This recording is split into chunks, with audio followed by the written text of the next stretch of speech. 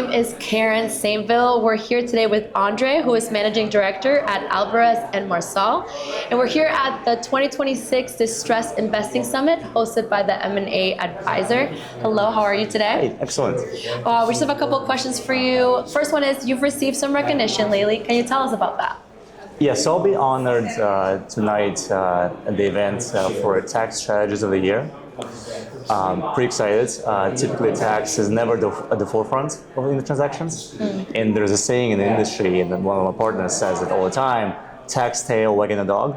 So typically, it never happens. But I like to make it the case when the tail starts to wag a little bit, slightly bit. And so we had a transaction which took the entire year last year, where the tax played a big role in the transaction. It can never be a reason or the reason. It's a reason type of factor. And so in our transaction, we're Rite Aid transaction. It's a well-known pharmacy chain which went under. There, they did have a bunch of losses that have occurred over the years. And those losses, you can give an extra boost, an extra value that the company can extract, the new buyer can extract specifically. So we found a buyer within the capital stack that can benefit from the business-wise from the assets. And on top, get a share on top, which is the loss that they can now use themselves towards the reorganized business. And so I accomplished that. It's a very complicated transaction to do. It happens very rare, but when it's a home run, all the parties benefit. And in our case, it happened to be where it worked out. And I'll talk about a couple of different things, why it mattered and why it happened. And specifically, what you need to do is you gotta bring these ideas early on to the table and bring it to all the parties. And as you do that, make sure that you explain what value can they generate, what value the other holders can generate within the transaction, and be persistent. Right. So non-stop, keep knocking on the doors and say, hey, tax is not just something you quickly file a piece of paper and you're done. Like, hey, with this fact pattern, you can actually generate real dollars going today, immediately, and then going forward. Right.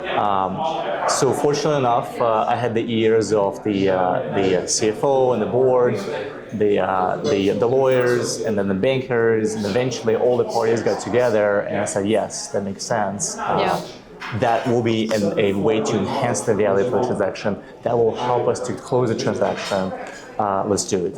Wow. So yeah. Congratulations. Thank you. Yeah. Very exciting. Yeah, that's very exciting. And a consistent theme at our summits is the recognition of excellence in business and deal making. Can you share your views on what it takes to outperform and achieve greatness in areas of expertise? For sure. Yeah. I think using the Rite Aid as an example of what one should do in every transaction, whether you're on the tax side or the finance side, or the low angle, like wherever it is, right? Right. We just speak from a tax standpoint, right? Responsiveness, number one fact, right?